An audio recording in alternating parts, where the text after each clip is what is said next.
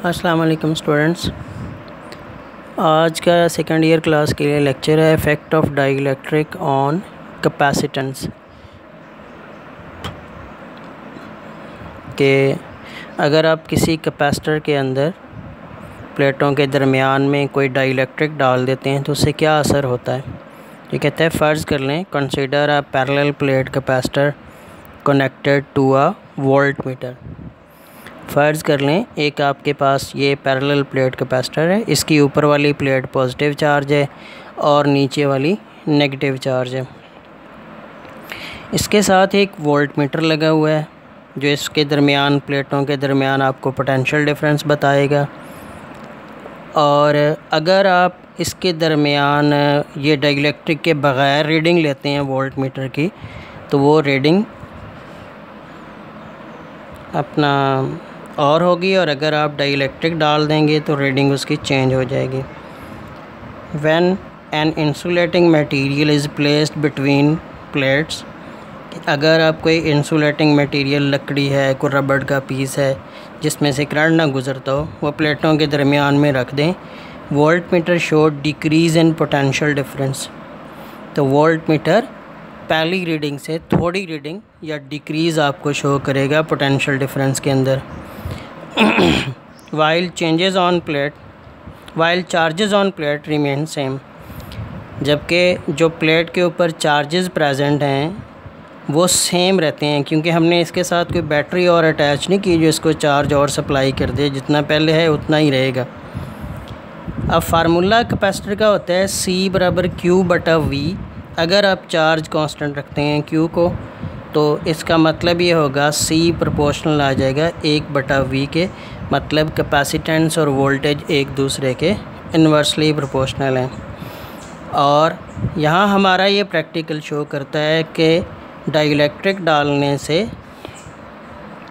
Capacitance जो है वो इंक्रीज़ हो जाती है, जिसको ये फार्मूला प्रूव भी करता है कि जब वोल्टेज डिक्रीज़ होंगे तो कैपेसिटेंस इंक्रीज़ हो जाएगी, क्योंकि ये दोनों एक दूसरे के इन्वर्सली प्रोपोर्शनल हैं।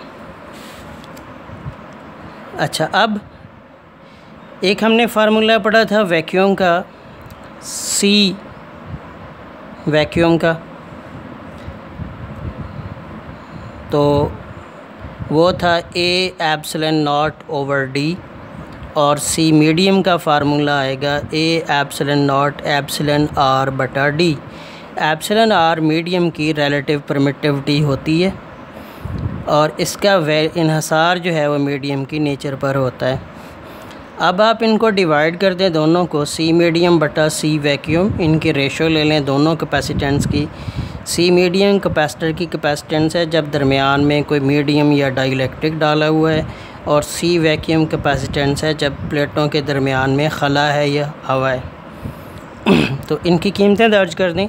A/0/R/D हो गया। इनको अगर आप काट दें A/0/D, और ये A/0/D ऊपर और नीचे दोनों कैंसिल हो जाएंगे, तो ये एक बचेगा आपके पास एप्सिलॉन r। एप्सिलॉन r का फार्मूला क्या बना अब, C मीडियम बटा C वैक्यूम, कि ये एप्सिलॉन r रेशो है कैपेसिटेंस विद मीडियम और to a capacitance with vacuum. Which means by, इसका मतलब ये हुआ कि by adding insulating material between plate capacitance increases by a factor epsilon r। इसका मतलब ये हुआ कि अगर आप इंसुलेटिंग मटेरियल प्लेटों के दरमियान डाल देते हैं तो कैपेसिटेंस जो है एप्सिलॉन r गुना ज़्यादा हो जाती है, और ये एप्सिलॉन r डाइइलेक्ट्रिक कांस्टेंट कहलाता है उस मटेरियल का।